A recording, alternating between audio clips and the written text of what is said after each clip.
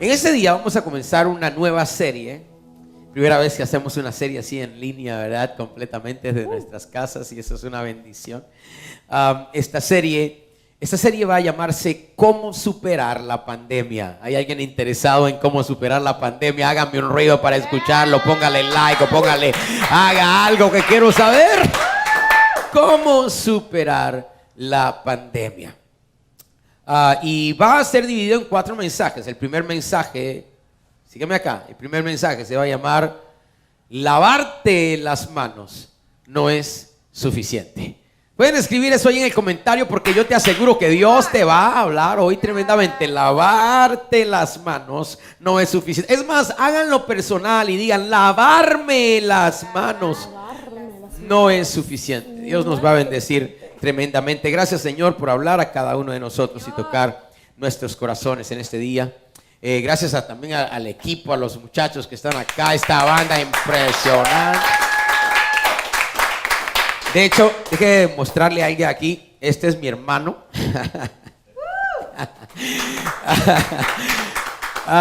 Como pueden ver, es solamente un poquitito más grande que yo. No mucho, solo un poquitito más grande que yo. De hecho, él pues siempre ha sido más grande que yo, ¿verdad? Desde que yo te conozco, tú eres más grande que yo. Sí, de hecho, yo te conozco desde que nací. Bueno, es mi hermano, ¿verdad? Y bueno, quería contarles que como es más grande que yo, obviamente, yo siempre lo he usado, ya hoy no tanto, pero sobre todo cuando estábamos en la escuela, siempre lo usaba como mi guardaespaldas. Mi guardaespaldas de gloria. De hecho, él peleaba mis peleas. Él no solamente peleaba mis peleas, él terminaba las peleas que yo comenzaba. Porque es muy fácil comenzar una pelea que alguien más va a terminar, ¿verdad que sí? De hecho, no solamente peleaba mis peleas, peleaba conmigo también a veces. Y ustedes se imaginarán quién perdía todo el tiempo de los dos. Obviamente que él perdía. Eso quisiera yo. Bueno, mi hermano, yo sé que tú recuerdas aquel día que peleamos, mi papá y mi mamá. Mi mamá está mirando ahora, yo sé que ella se va a recordar muy bien de ese día. Mi papá y mi mamá estaban en un viaje misionero, creo que estaban en Puerto Rico, si recuerdo bien, estaban en un viaje misionero, y tú me diste una paliza, una paliza que me mandaste al hospital. ¿Te acuerdas de eso? ¿Cuántos años yo tenía más o menos? Como 9 años. Sí. Debería darte vergüenza. Bueno, la paliza fue tan terrible que termino yo en el hospital. Mis padres, que le están ministrando a la gente, ¿verdad? Por allá, por otros mares, tienen que dejar de ministrarle a la gente por otros mares y venir a ministrarnos a nosotros, especialmente a mí. Pero estaba yo meditando en esto hoy, porque hoy hablaremos de una persona muy importante. Yo meditaba en esto porque yo, como tu hermano, toda mi vida, pues conozco tus faltas, conozco tus fortalezas, conozco tus debilidades, conozco tus atributos. Y si en algún momento, gracias hermano, si en algún momento mi hermano me dijera a mí por alguna razón: Johnny, tienes que seguirme y tienes que creer en mí porque yo soy el Cristo, yo le dijera: estás muy loco, yo te conozco bien a ti, tú no eres ni eres Dios, ni eres hijo de Dios. Y yo estoy seguro que él lo haría de igual manera conmigo. Pero hoy vamos a hablar de una persona que de hecho era hermano, o medio hermano deberíamos decir, de Jesús. Y yo creo que este testimonio y esto debería de ser la señal más grande de que verdaderamente Cristo es Dios y de que Él resucitó de entre los muertos. Porque para tener a su hermano que testifique de que Jesús sea Dios, y peor aún, que muera por Cristo, por declarar que Cristo es Dios, verdaderamente que tiene que ser realidad lo que él vio. De hecho, hay muchas cosas que deberían de impactarnos de la vida de esta persona. Él se llama Santiago y hay un libro con su nombre en el Nuevo Testamento. De hecho, una carta que él hace a las iglesias, de la cual vamos a hablar un poquito más adelante. Pero debemos de quedar impactados por la vida de Santiago, porque primeramente, aunque él era medio hermano de Jesús, él no era parte de los 12 original que Jesús había escogido en el principio. Ahora digo yo, si yo tengo un hermano y voy a hacer 12 discípulos, pues quizás el primero que escoja sea mi propio hermano para ser parte de los 12 discípulos iniciales. Sin embargo, aunque él era el medio hermano de Jesús, Jesús no lo escoge y él queda fuera. Y la razón era porque, quizás ustedes no sabían esto, pero en el principio del ministerio de Jesús, sus hermanos y sus hermanas, porque tenía hermanas también, no aceptaban el ministerio de Jesús. En el principio de su predicación, ellos no aceptaban el ministerio. De hecho, un día fueron a buscarlo y Jesús dijo: no, ellos no son mis hermanos. Mis hermanos y mis hermanas están aquí conmigo, son estos discípulos. ¿Por qué? Porque la familia todavía no aceptaba totalmente, sobre todo sus hermanos, el ministerio de Jesús. Claro, después comienza Jesús a caminar sobre las aguas, a resucitar a los muertos, a libertar demonios, a romper cadenas, a sanar al leproso. Y Santiago queda tan impactado que entrega su vida a Jesús. Luego Jesús lo escoge como parte de los 70. Los 70 discípulos, estos son los 12 de los 12, los discípulos de Jesús. Y el Señor los manda, los envía en la gran comisión, lo que llamamos como gran comisión. Nos debe de impactar su vida, porque él, según 1 Corintios capítulo 15, es una de las primeras personas a la cual Jesús se le aparece después de haber sido resucitado. Nos debe de impactar su vida, porque no solamente se le aparece Jesús, sino que con el tiempo Santiago se convierte en el obispo. Esto significa en el pastor de los pastores de la iglesia de Jerusalén. Y aquí es donde quiero entrar en el versículo de hoy, porque es importante mencionar la iglesia de Jerusalén. La iglesia de Jerusalén es la iglesia más perseguida de todos los tiempos del mundo. La iglesia que pasó por la persecución más terrible. Tanta persecución que de hecho Santiago toma el lugar de Pedro. Pedro sale corriendo de Jerusalén, escapando por su vida después de que Herodes lo trata de matar. Y ahí entra Santiago y lo escogen como el obispo principal de la iglesia. Así que yo quiero que entiendas quién es Santiago, porque Santiago sabe acerca de crisis. De hecho, los historiadores como Josepo, como Egepio y como Epifanio, y historiadores, escritores de ese tiempo, nos cuentan que Santiago, mientras predicaba, lo conocían como el justo, y el Sanedrín, la cual era la corte más grande de todos los judíos, vinieron donde Santiago, todos los fariseos, a decirle: Santiago, la doctrina de tu hermano se está esparciendo como fuego. Todos están creyendo que él es Dios. Necesitamos, por favor, que vengas al templo, te montes en el pináculo del templo, en el lugar alto, y que le puedas decir a todos que eso no es verdad, que Cristo no es Dios, que tu hermano no es el Cristo. Y él dijo: está bien, yo voy y me subo en el pináculo del templo. Y según los historiadores, Santiago entra en el pináculo y desde arriba comienza a hablarle a todas las personas y le dice: Jesús sí es el Cristo. Yo lo vi resucitando personalmente. Él no está muerto, él está vivo. Y comienza a predicarle, sabiendo él que esto le habría de costar la vida. Era una sentencia de muerte para él. Desde el pináculo del templo lo empujaron, cayó hasta el piso, y aquella caída no lo mató. En el piso, totalmente destruido, sus huesos rotos, comenzó a orar por todas las personas que estaban allí, diciendo: Padre, perdónalo, porque no saben lo que hacen. La misma oración de Jesús en la cruz. Y mientras comienzan a apedrearlo, las piedras tampoco lo mataron. Y últimamente un hombre con un mazo, según la historia, le da en la cabeza, dándole el toque final a su muerte.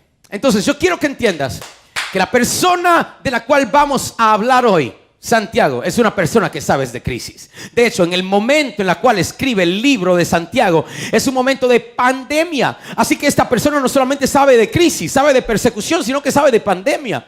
Según la historia, una pandemia tan grande en el tiempo del libro de Santiago que causó una hambruna en la cual la gente ni siquiera tenían para comer. Así que yo quiero que me venga siguiendo. Es el pastor de los pastores de la iglesia más perseguida de todos los tiempos. Quiere decir que tiene a los judíos o judaizantes que están persiguiendo a esta iglesia. Tiene al imperio romano que también está persiguiendo la iglesia. Y además de eso tiene la hambruna y la pandemia encima de esto. Yo quiero que sepas que la persona de la cual estamos a punto de hablar es una persona que sabe de crisis.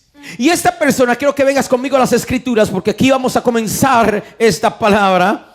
Quiero que vengas conmigo a el libro de Santiago, capítulo 4, versículo 8. Y vamos a ver qué es lo que él tiene que decirnos a través de la pandemia, a través de la crisis.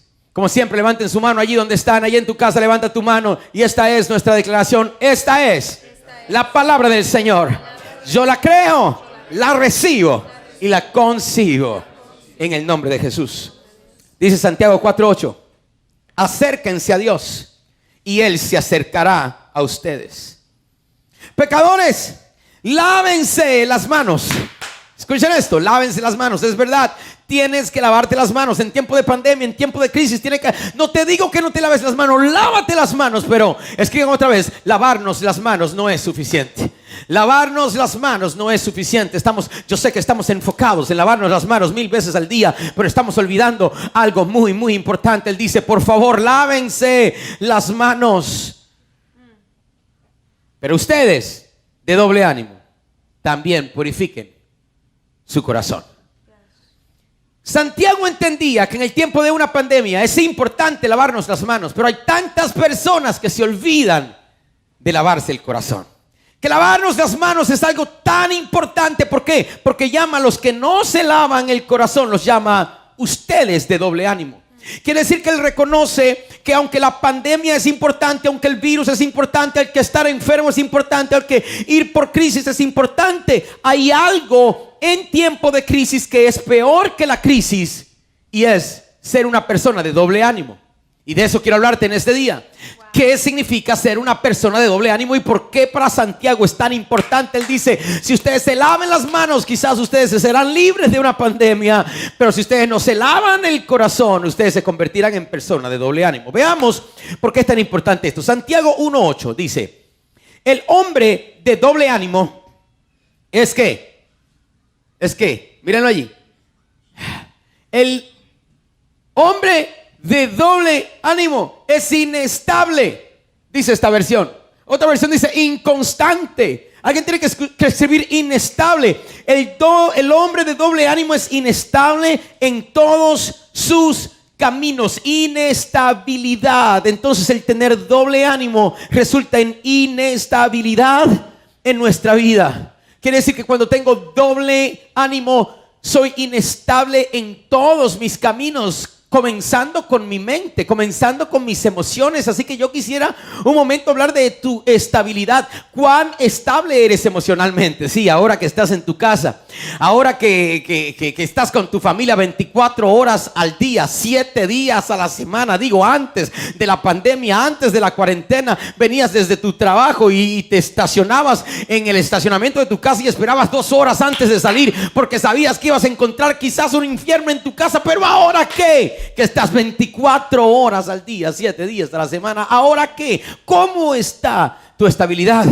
¿Cómo está tu estabilidad? Que quizás tú que antes te sentías sola, ahora estás sola completamente. Ahora ni siquiera te pueden visitar tus hijos, tus familiares, la gente que amaban. No vas al trabajo, tienes días sin ver a nadie. ¿Cómo está tu estabilidad emocional? Ahora bien, yo quiero que entiendas que no es que las emociones sean malas en sí. Las emociones son necesarias. Yo soy un predicador y yo necesito mis emociones para proyectar correctamente. Imagínense que estén en un tiempo de adoración y todo está la energía, el poder, la fuerza, y mientras toda la energía está, yo entro después de la adoración, les diga, hermanos, vamos a predicar en este día. Sería un problema. Ustedes necesitan mis emociones. Ustedes necesitan que yo les grite de vez en cuando. Ve. Es importante que yo grite de vez en cuando. Tengo que ser un predicador emocional. Y también de vez en cuando les susurre con mucha intensidad, sobre todo en los momentos donde quiero darte un punto que te llegue al corazón. Es necesaria las emociones, porque Dios me dio mis emociones, pero ahí es donde yo tengo que entender que Dios me dio mis emociones para usar mis emociones, no para ser usado por mis emociones. Vamos, esto está bueno en este día y hay alguien que está recibiendo esta palabra, porque muchos de ustedes no usan sus emociones, sino que son usados por sus emociones. Así que yo no voy a ser usado por mis emociones, yo voy a usar mis emociones, porque tengo que entender que las mismas emociones que me hace un buen predicador me hace un muy mal chofer. Imagínense yo gritándole a todo el mundo en el tiempo de tráfico. Quizás también me haga un esposo muy raro. Imagínense yo llegando a mi casa y le diga a mi esposa: ¡da un grito de júbilo, mujer! Creo que sería un problema. Entonces las emociones, yo sé cómo usarla y cuándo usarla. Quiere decir que si sé cómo usarla y cuándo usarla, tengo una estabilidad emocional. No soy usado por las emociones y no uso las emociones en el tiempo incorrecto. Tengo una estabilidad emocional, porque el que no tiene una estabilidad emocional es inconstante, inestable en todos sus caminos. ¿Cuáles son los caminos que tenemos? El camino de las finanzas, el camino del matrimonio, el camino de la paternidad, el camino, en cualquier camino somos inestables cuando no estamos estables emocionalmente. Así que Santiago dice, bajo toda cosa, mientras estás pasando una crisis, si tienes que hacer algo, es cuidar tu corazón. Lávate las manos, pero también tienes que purificar tu corazón. Aquí la pregunta entonces es, ¿pero cómo podemos hacerlo? Digo, en un tiempo de crisis, ¿cómo podemos hacerlo? Veamos Santiago capítulo 1, versículo 1. Y aquí comenzamos esta jornada donde Santiago nos muestra, y recuerden quién es Santiago. Santiago sabe lo que es crisis. Santiago sabe cómo manejar tus emociones en tiempo de crisis y cómo tener estabilidad en tiempo de crisis. Lavarte las manos no es suficiente. Comienza Santiago capítulo 1, versículo 1 y dice, Santiago, siervo del Señor Jesucristo, a las 12 tribus que se hallan dispersas por todo el mundo. A las 12 tribus, recuerden, Santiago es el obispo de la iglesia de Jerusalén, de los judíos. A los judíos que por causa de la crisis, que por causa de creerle al Señor en la crisis, que se pone mejor todavía. A los judíos que por causa de creerle al Señor en la crisis han tenido que huir de sus casas y se han dispersado para todo el mundo. Este libro es para ustedes. Y a mí me parece tremendo, porque una cosa es cuando tú pasas una crisis por causa de tu pecado y por causa de tu desobediencia, como que la aceptas. Bueno, lo hice mal, hice una mal decisión. Esta crisis me vine porque pues actué de la manera incorrecta. Pero qué difícil es entender la crisis cuando te viene por causa de tu obediencia. Señor, pero yo te obedecí. Esta crisis es por obedecerte. La Biblia dice que ellos le creyeron al Señor, eran cristianos, por ser cristianos los persiguieron y ahora están lejos de sus casas. ¿Y qué hacemos cuando por causa de una crisis salimos del lugar en donde estamos, creyéndole al Señor y obedecemos, y ahora el lugar en donde estamos presentes es peor que el lugar de donde salimos? My God, yo quisiera hablarle en este momento a cualquier venezolano que está conectado en diferentes naciones, quizás en Chile, quizás en Colombia, quizás en Panamá, y estás allí, saliste de tu casa, saliste de tu país porque había crisis, pero ahora has caído en una crisis peor de la que había salido, porque por lo menos allá te aceptaban, por lo menos allá tenía tu familia, pero aquí estás solo, aquí estás sin trabajo, aquí estás sin dinero, y ahora estás en una peor crisis. Y algunos de ustedes lo hicieron porque Dios le dio una palabra. Quisiera tener a alguien que me va siguiendo. ¿Qué hago cuando la crisis es causada por mi obediencia? Entonces Santiago les dice a ustedes que están en todas partes del mundo, que han salido por causa de creerle al Señor en medio de la crisis, esta carta es para ustedes. Y en este tiempo él comienza a desarrollar la clave de cómo mantener la estabilidad en medio de la crisis. Versículo 2, hermanos míos, gozaos profundamente cuando os halléis en diversas pruebas. Un momento, Santiago, ¿estás bromeándome? Tú estás jugando conmigo, ¿verdad? Tú me estás diciendo que me gocé profundamente. Digo, ni siquiera esté alegre. Gozaos profundamente cuando te encuentres en diversas pruebas, en diversas crisis. ¿Quién en el mundo se goza cuando está en crisis? Por favor, ¿quién en el mundo se goza cuando le cerraron la compañía por causa de una pandemia? Ahora ni siquiera está trabajando hoy y no sabe qué va a pasar mañana, porque cuando se quite la pandemia y la cuarentena no tiene ni siquiera un trabajo. ¿Quién en el mundo puede gozarse cuando no tiene el dinero para pagar la renta y no sabe qué va a hacer con su casa porque la puede perder? Y yo sé, algunos dicen, bueno, profeta, pero está bien, porque están dando 3 meses para no tener que pagar la casa. Ok, pero pasan los 3 meses y ahora tengo 3 meses encima del mes que tengo que pagar. Ahora estoy 4 meses retrasado. ¿Qué voy a hacer cuando ni siquiera tengo el dinero? ¿Qué puedo hacer? ¿Cómo puedo gozarme en medio de una crisis? Aquí viene, dice, hermanos míos, gozaos profundamente cuando halléis en diversas pruebas, sabiendo. Yo quiero que escriban eso en el comentario, porque esa es la palabra clave, sabiendo, escriban, sabiendo. ¿Cómo me lavo las manos y me lavo el corazón? Sabiendo, esta es la palabra clave, sabiendo que la prueba de vuestra fe produce estabilidad. Quisiera tener a alguien acá. Sabiendo que la prueba de vuestra fe produce estabilidad. Quiere decir que si quieres estar estable, si quieres estar firme, si quieres llegar a otra dimensión de la manifestación del propósito de Dios sobre ti, necesitas la prueba, papá, para entrar en esa dimensión mayor de tu vida. Sabiendo. El que se goza en la prueba sabe algo que otros no saben, y por ende ve las cosas diferente. Y cuando reconocemos que hay algo bueno en la prueba, esa prueba deberá producir en nosotros estabilidad. Lo voy a decir otra vez: cuando reconocemos que hay algo bueno en la prueba, esa prueba debería de producir en nosotros estabilidad. Es por eso que la Biblia dice: nosotros peleamos la buena. Dígalo fuerte, la buena. Dígalo otra vez, la buena. ¿La buena qué? Batalla. ¿De qué? De la fe. Quiere decir que toda batalla por fe es buena. Eso está bueno. Eso tiene que escribirlos ahí en el comentario. Toda batalla peleada con fe es buena. Hay algo bueno en la crisis. Hay algo bueno en este momento de pandemia. Hay algo bueno en este momento de crisis mundial terrible. No importa, de persecución, lo que estés pasando. Si puedes encontrar lo bueno en medio de la crisis, serás más fuerte que nunca.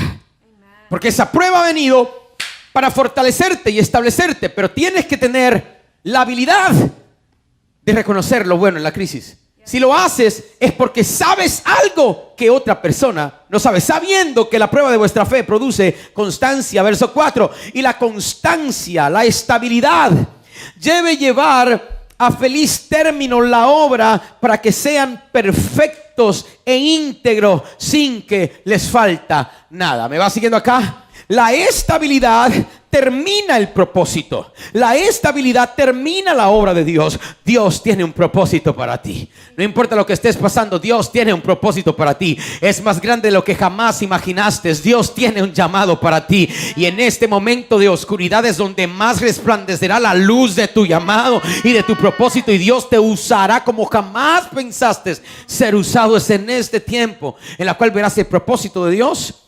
Entonces acá dice: la estabilidad termina ese propósito, cumple esa meta, para que sean perfectos e íntegros sin que les falte nada. Ahora, déjenme hablar de esa palabra perfecto, porque es importante. Fue importante para Santiago.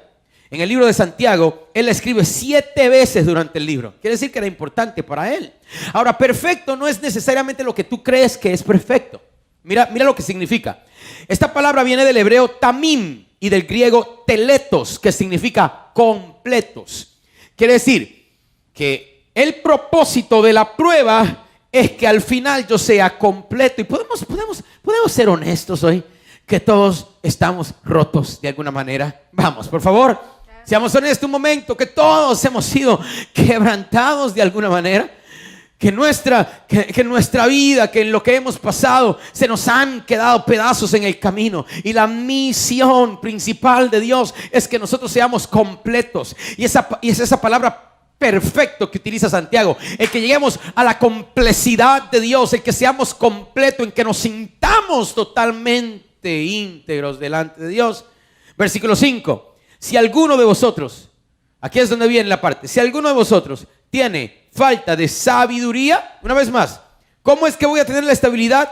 Sabiendo algo que otros no saben. Sabiduría. Si a alguno de vosotros le hace falta esa sabiduría, pídala a Dios, el cual da a todos abundantemente y sin reproche, y le será dada. Quiere decir que la sabiduría a la que Santiago se refiere es la habilidad de ver tus grandes problemas desde una perspectiva diferente, una perspectiva inquebrantable, una perspectiva de fe, una fe tal como la de un niño, fe inquebrantable. Contaba antes que en estos días atrás estaba en mi oficina.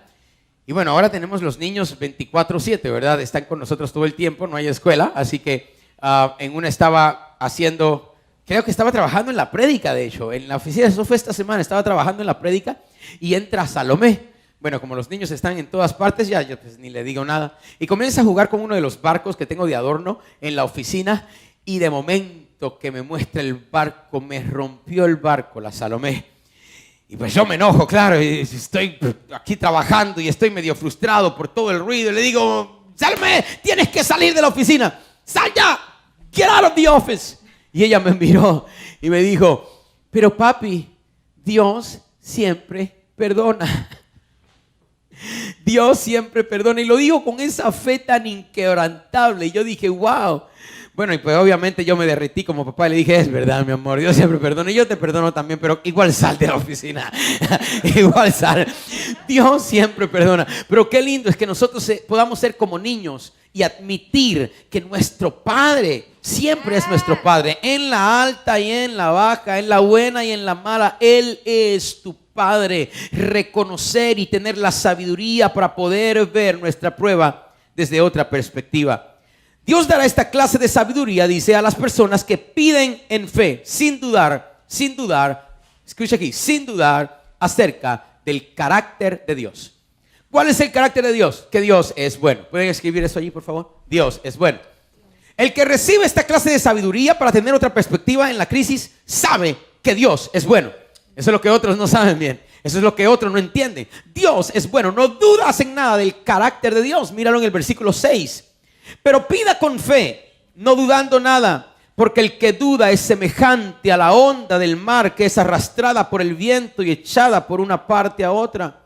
No piense pues, quien tal haga, que recibirá cosa alguna del Señor, ya que es persona de doble ánimo e inestable en todos sus caminos.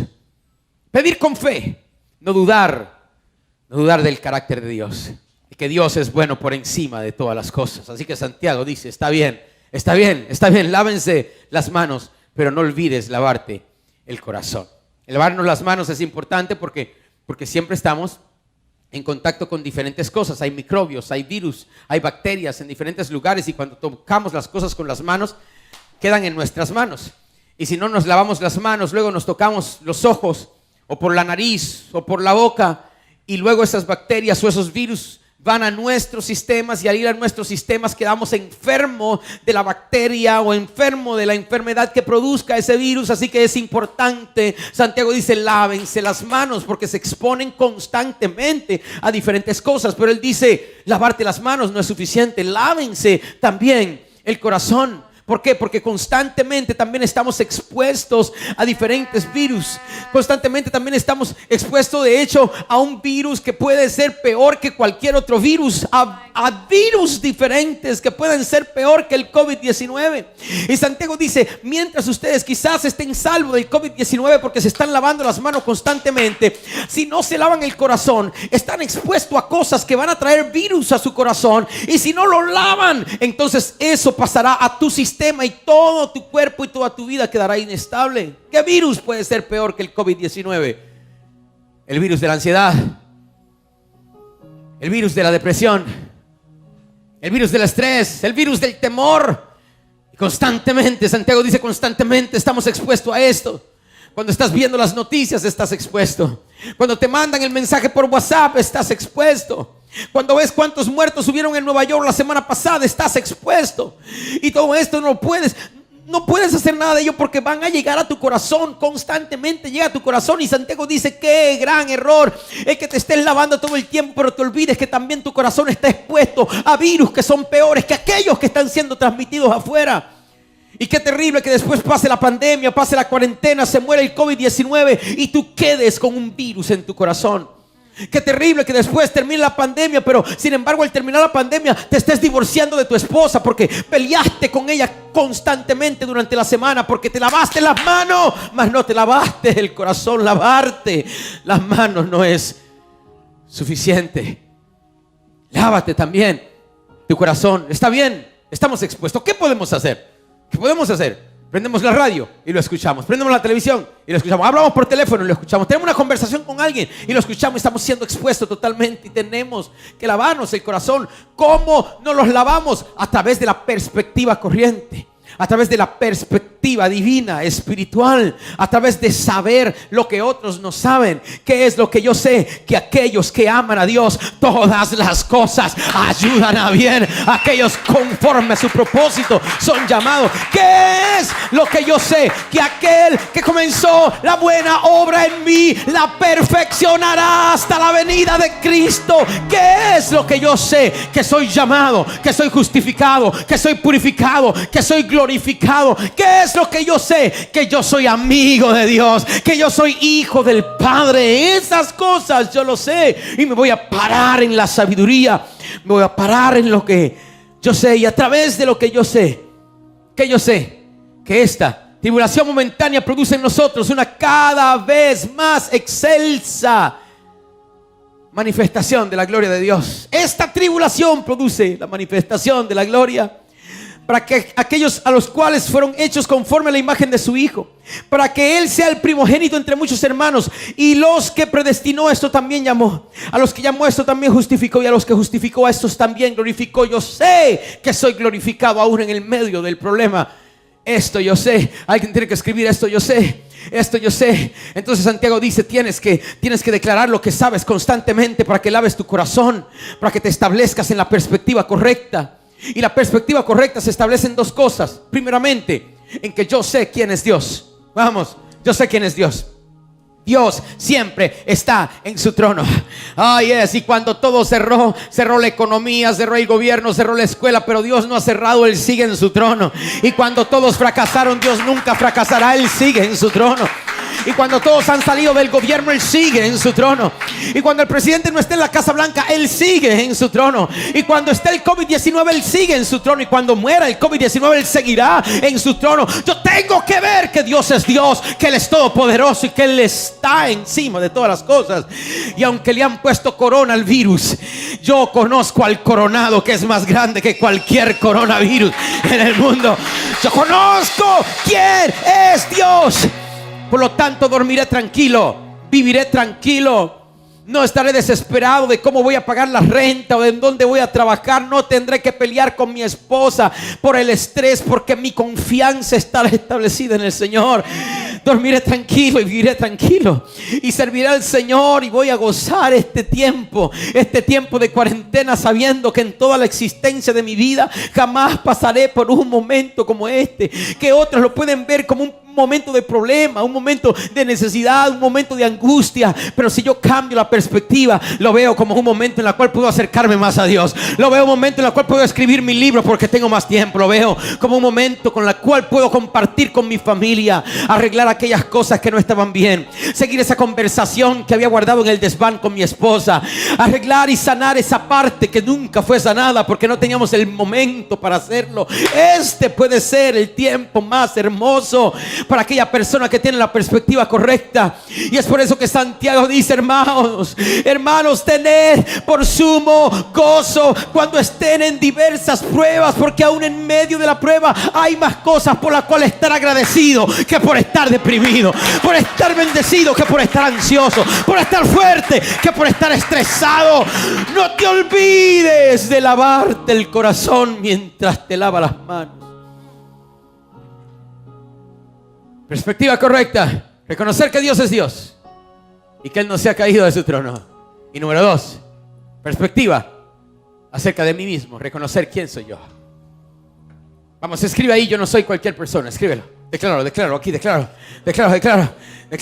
Estamos en distanciamiento social, si no yo le dijera: sacude a tu vecino. Pero mira a tu vecino por lo menos y dile: yo no soy cualquier persona. Vamos, vecino, después de aquí mándame un regalito. No me lo puedes dar personalmente, pero mándamelo por correo. Después de aquí mándame una bendición, porque si supieras quién soy yo y que estás conectado con la persona correcta, entonces entenderías la bendición que es ser parte de estar conectado conmigo. No soy cualquier persona. De hecho, ¿sabes qué? Me gustaría conocerte, sí, a ti. Antes de morirte me gustaría conocerte, porque tú crees que te conoces, pero tú eres más poderoso de lo que tú crees.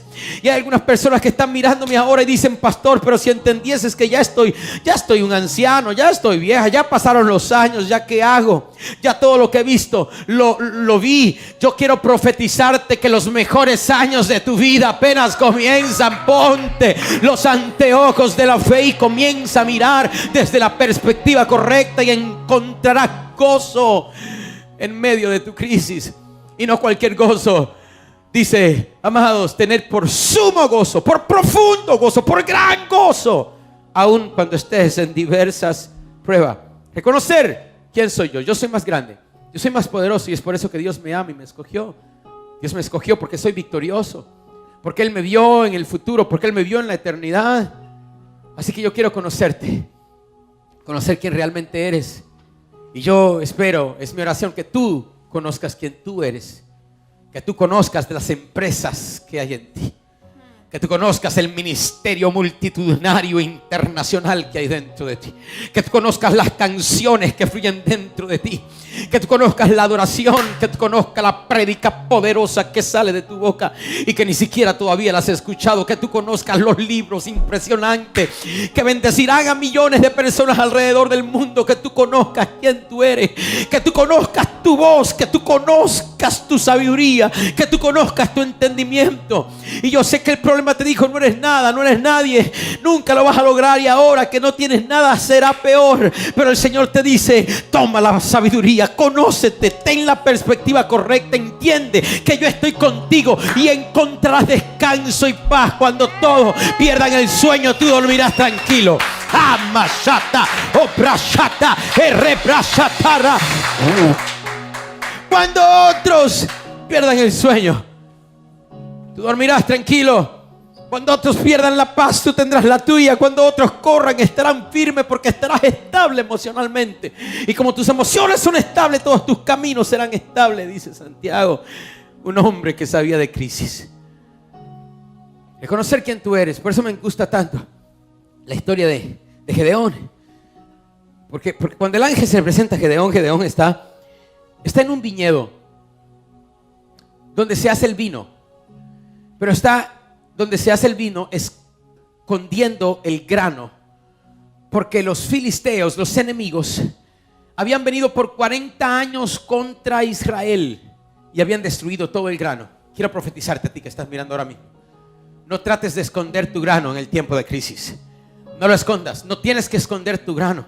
No tienes que tratar de ahorrar todo lo que viene. No tienes que tratar de ahorrar tu fuerza, tus ideas, porque estamos en crisis. El Señor te dice: no lo hagas, porque la fuente de tu provisión soy yo, te dice el Señor. Sin embargo, Gedeón estaba escondiendo el grano, y el ángel se le presenta y le dice: Gedeón, ¿qué estás haciendo? Bueno, escondiendo el grano porque los enemigos han venido por 40 años, por cuarentena. Han venido por cuarentena para robarnos todo lo que nos pertenece. Y el ángel le dice: Gedeón, si tú supieras quién tú eres. Es más, le dice: Gedeón, esforzado y valiente. Y Gedeón, dice la Biblia, que se sorprendió y dijo: ¿qué clase de salutación, qué clase de saludo será este? ¿Acaso no es el mismo saludo que recibió María cuando el ángel se le presentó y le dijo: María, poderosa eres entre todas las mujeres? Dice María: ¿qué clase de salutación es esa? ¿Sabes por qué? Porque cuando Dios te habla, Él no habla a tu presente, Él habla a tu futuro. Él habla a quien tú eres, Él habla a tu genética espiritual. Escucha a Dios en este momento. Gedeón dice: ¿qué clase de salutación es esta tan rara? Y miró al ángel y dice: no, tú no sabes quién soy yo. Dice: sí, yo sé quién tú eres, y tú libertarás al pueblo de Israel de la mano de los filisteos, de la mano de los amalecitas, de la mano de los reyes. Tú los liberarás. Y todavía Gedeón no lo creía. Y Gedeón le dice: te voy a explicar quién soy yo. Yo soy el más pequeño de mis hermanos. Número uno. Número dos: yo vengo de una tribu que es la tribu más pequeña de todas las tribus de Israel. Número 3, mi familia es de las más pobres de toda la tribu. ¿Me están viendo? Esa era la perspectiva que tenía él de él mismo. Soy el más pequeño, vengo de la tribu más pequeña y mi familia es de las familias más pobres de toda la tribu. Y sin embargo, el ángel lo miró y le dijo: tú eres varón esforzado y valiente y verás la victoria. Y yo quiero declarar en este día que quizás no has tenido la perspectiva correcta aún en el tiempo de la crisis.